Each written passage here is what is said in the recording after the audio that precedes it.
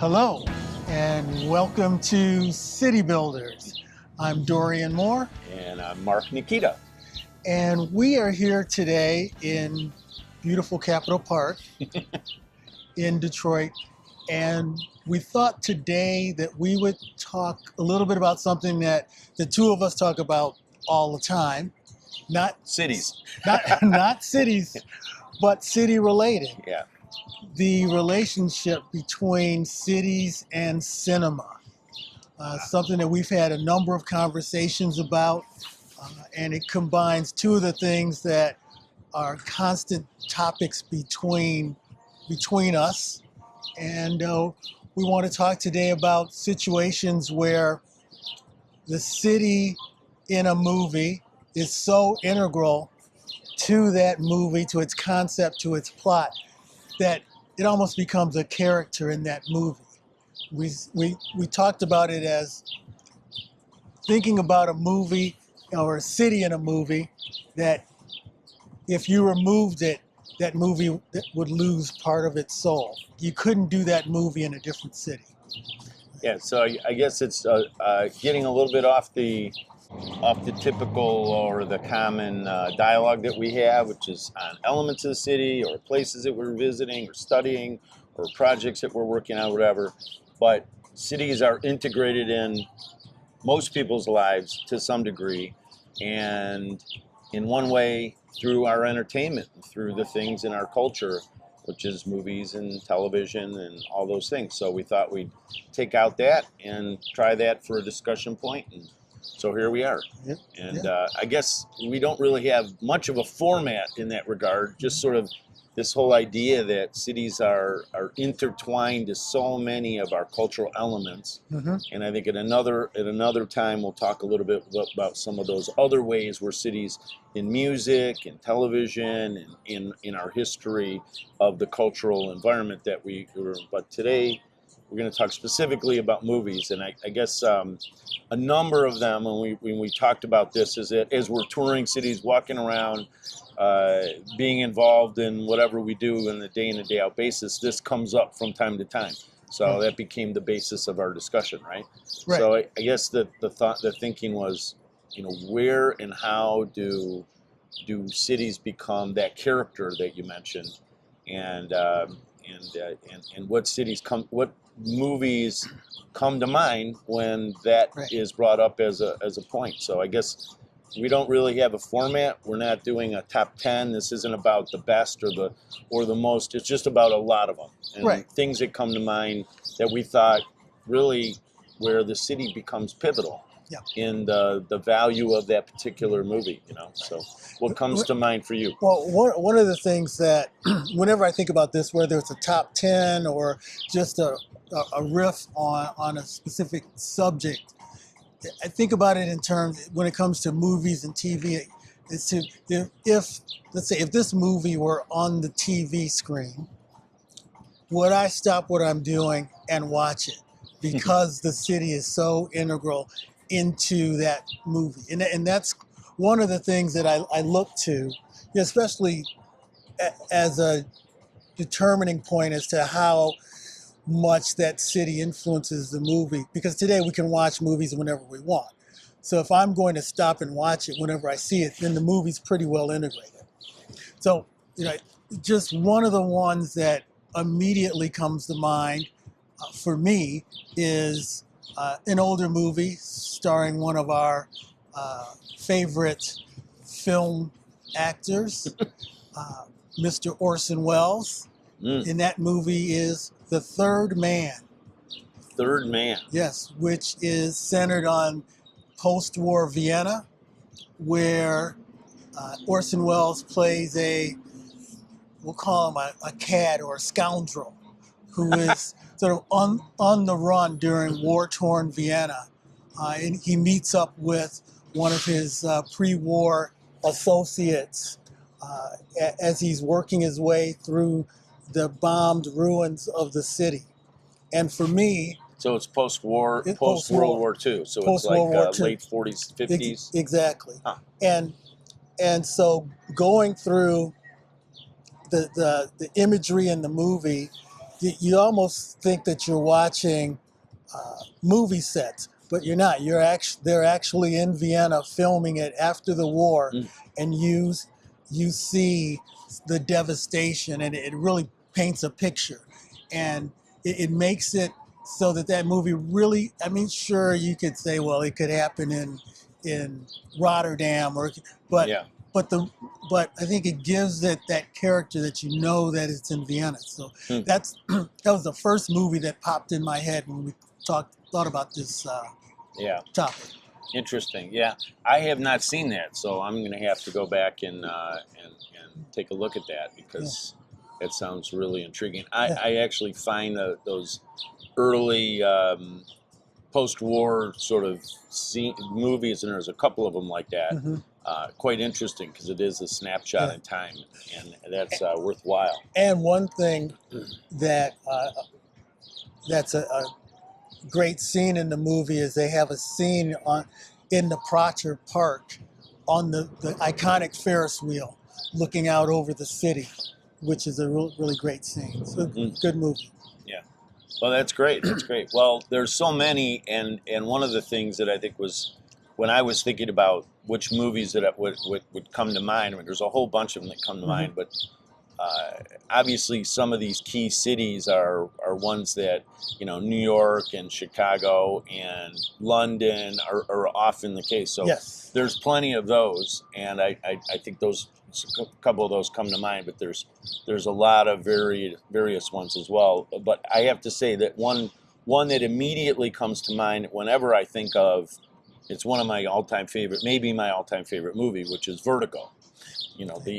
Clearly the movie, the Hitchcock, really amazing movie, and there's so many great things about it in terms of the movie and the actors and all that. But San Francisco is at the root of that, and there's so many elements of that where, whether it be the scene where she jumps into the bay underneath the Golden Gate Bridge.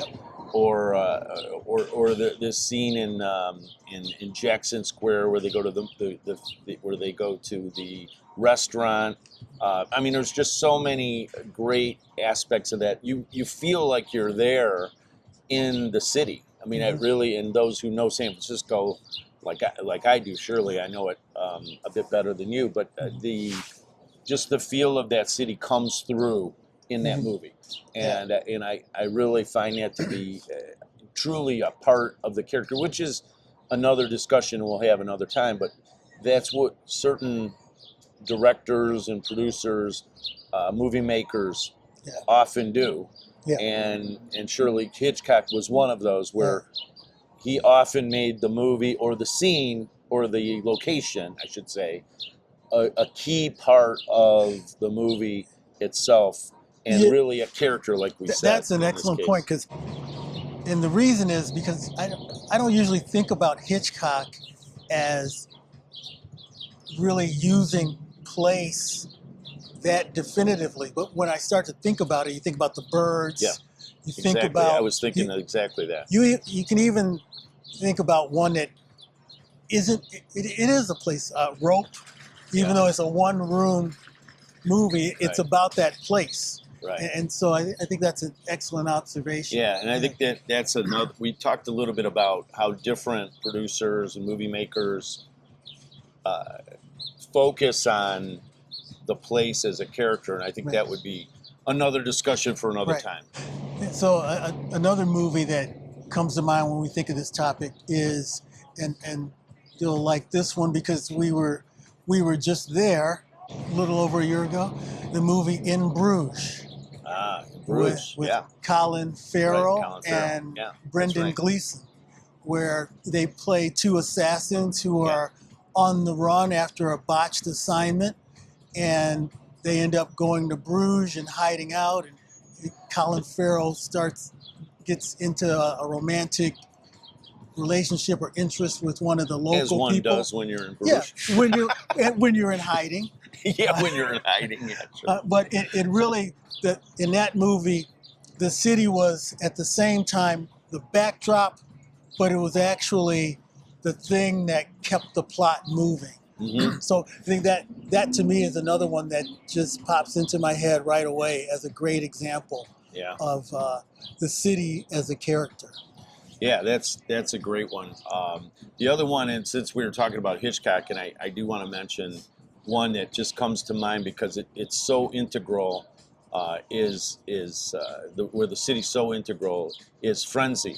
And it's the other Hitchcock, but when we're talking about cities as a character, I can't get over how, and that's a really intense movie, of course, but it's London at that 60s period where you hear all about, of course we weren't there in London in the 60s, but the whole that whole idea of 60s and all of the coolness of Carnaby Street and the the sort of the British invasion, and there's a sense of all of that, if you will, hippiness that's part of it, and then of course Covent Garden is at the core of that movie, and you see Covent Garden as an actual what it used to be, which was a real market where you got potatoes and tomatoes and all those things, and not at all like what it is today. Right. Of course, we know Covent Garden very well,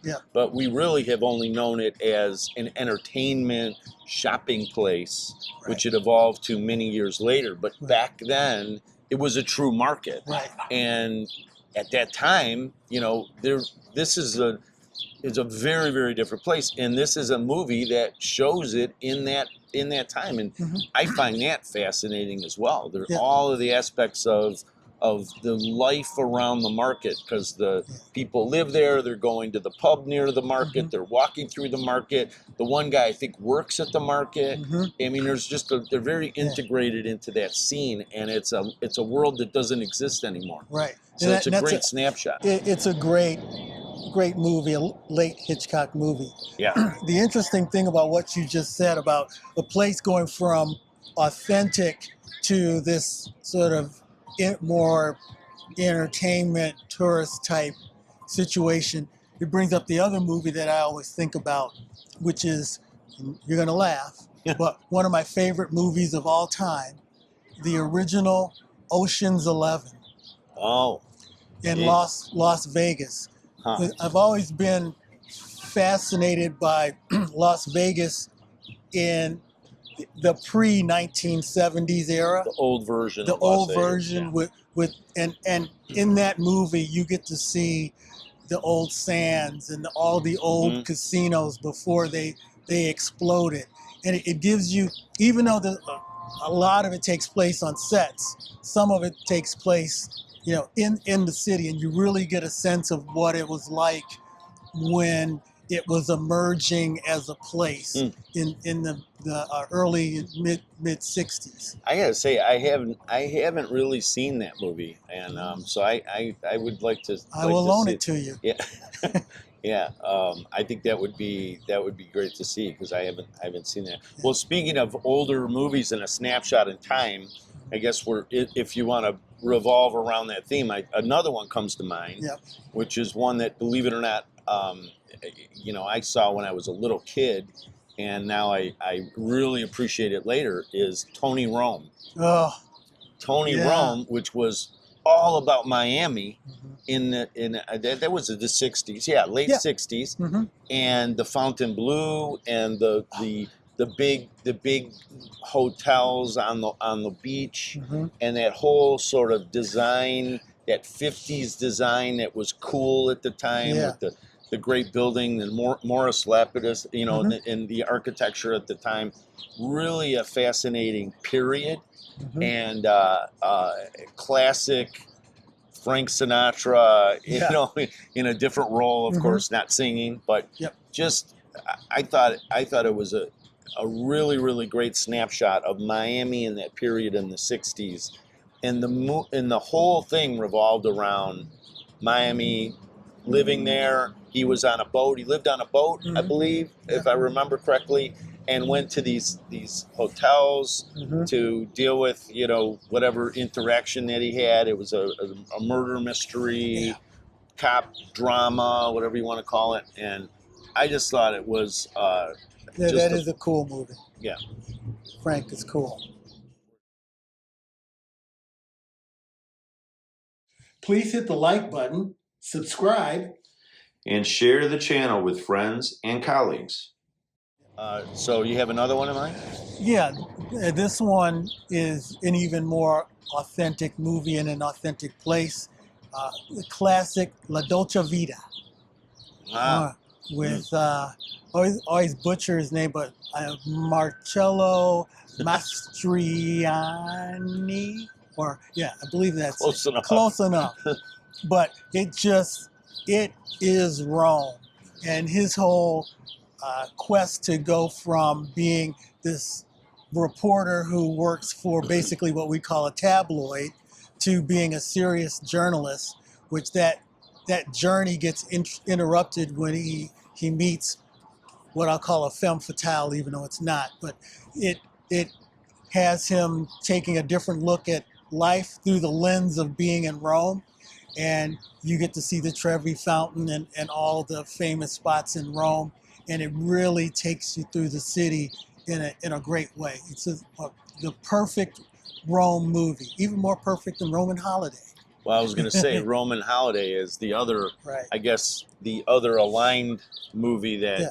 of course, with the great, was it Audrey Hepburn? Audrey Hepburn and Cary Grant. Cary Grant, yeah.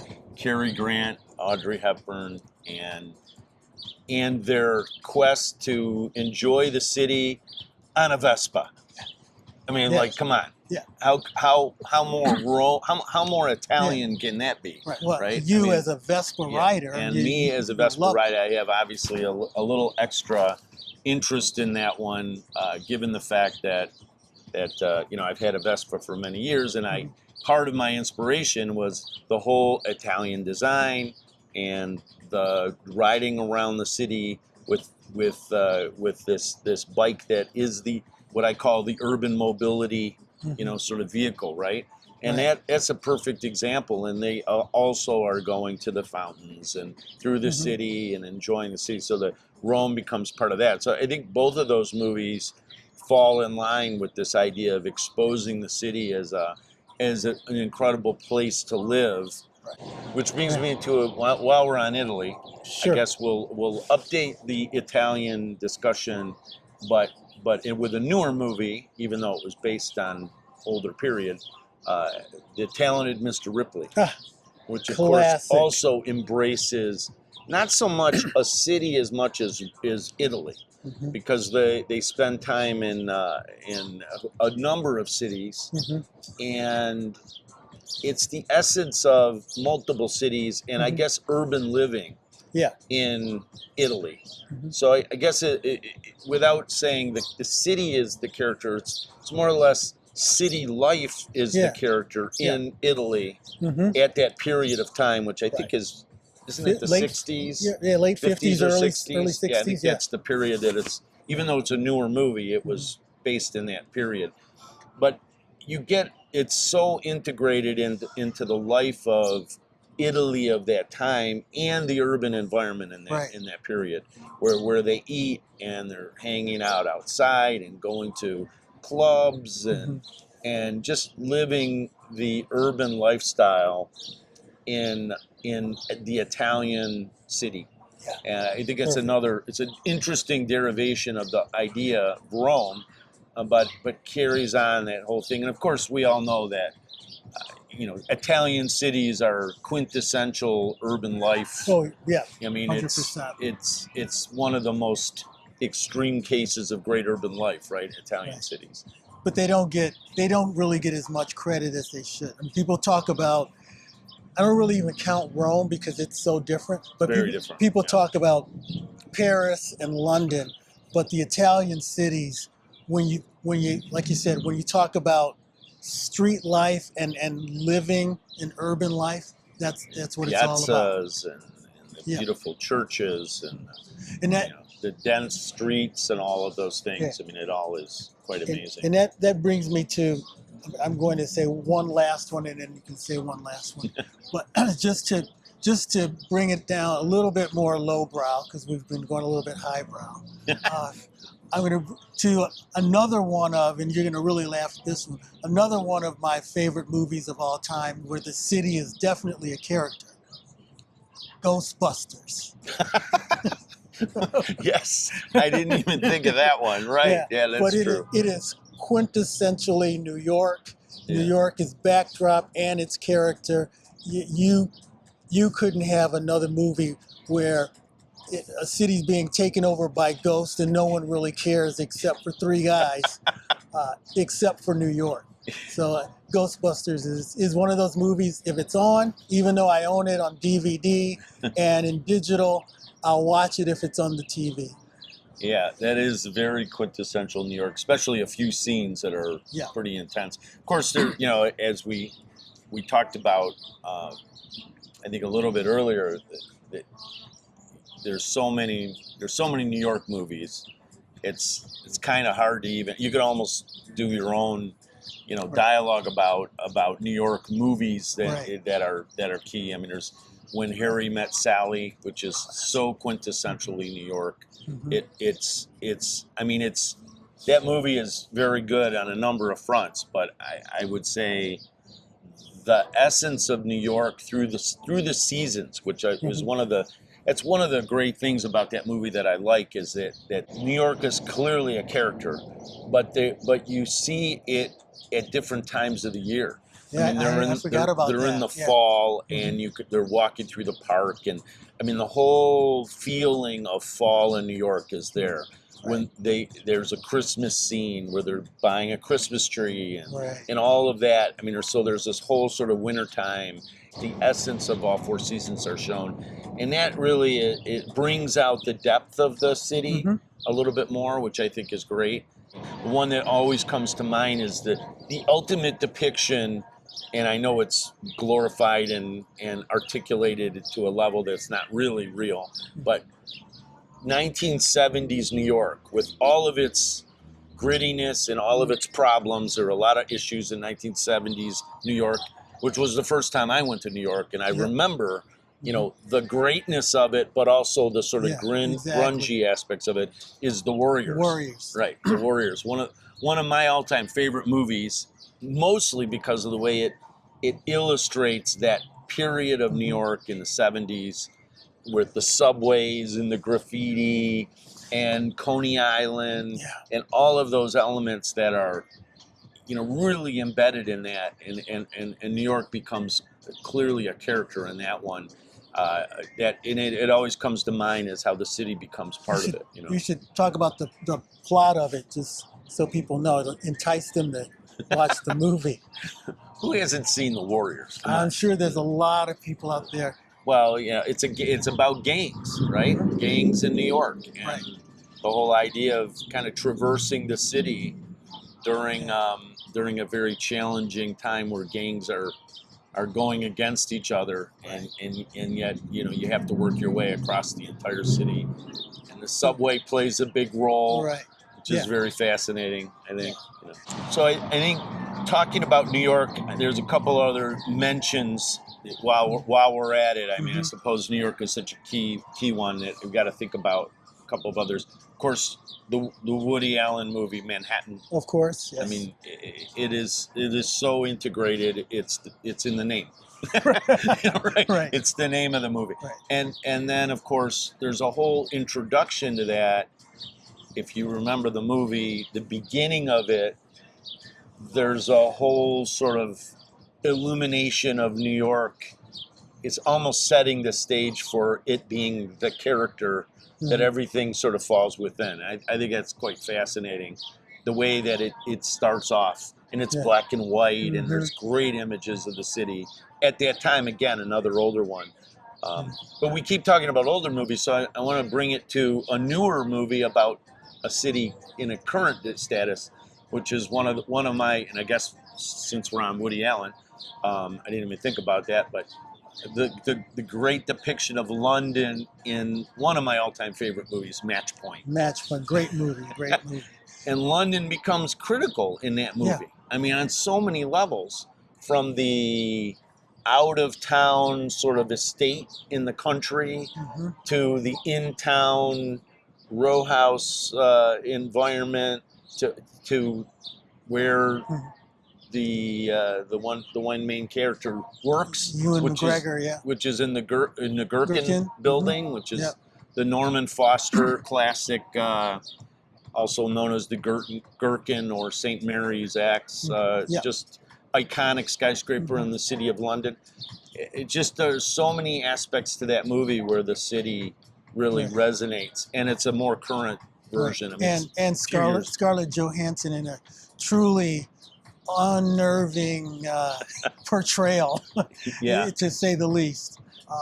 Yeah, I mean, great movie. all of that. I think that movie is well done on a number of points, but surely the city becomes a critical component of that one for sure. You know? So I think with that, I think we just wanted to, talk for a little bit, get some of these movies out there. I'm sure we'll follow up because as we're talking, I'm thinking of more and more movies that we could talk about, and I think we'll definitely do this again. And I think it was good, and it's just for us to understand that movies can have cities as an integral part, and we typically, as architects and urban designers, a lot of times you drift towards movies as they're portrayed in, either fictional movies or fictional movies. Well, I guess it could be. I'm thinking of science fiction movies, or fantastical things like Escape from New York, where it's those kinds of things. But I think we wanted to stick to a little bit more of like the real depiction of the city. And so we'll do this again. As you mentioned earlier, we have some other thoughts of other ways that cultural elements, cities ties into the culture. Yeah, I think that one of the things to think about is our podcast is City Builders. So it's really about how we build cities, what goes into building cities, all of those kinds of aspects of it, which really is quite broad. I mean, we know what a city builder is. We've done a podcast about what we consider it to be, in all the elements of why we consider ourselves city builders versus just architects or urban planners, urban designers, what have you. But I think that the broader idea is that we love cities and are always looking at how cities affect our lives and our environment. When we think about that, the cultural aspect, the media, music, television, movies, art, all of that, and how cities become part of that is fundamentally part of our whole discussion, right? It just becomes part of it. So this was a bit of a diversion, but in many ways it's really just part of the whole bigger picture. And we thought that, as part of as we move through more and more podcasts, we thought, this is one of the aspects that are really part of City Builders, and let's talk about it. Yeah. Simple as that, right? Right. And so here we are talking about it. Yeah, and we'll wrap up this episode, and as we always say, and as we always do in these situations, whether we're watching a movie or not, right? We don't usually do this while watching a movie. No, but we could. We could now that we have a little TVs walking around in our hands. Yeah. So, but until next time, we're going to tell everybody to do what we do, which is walk the streets.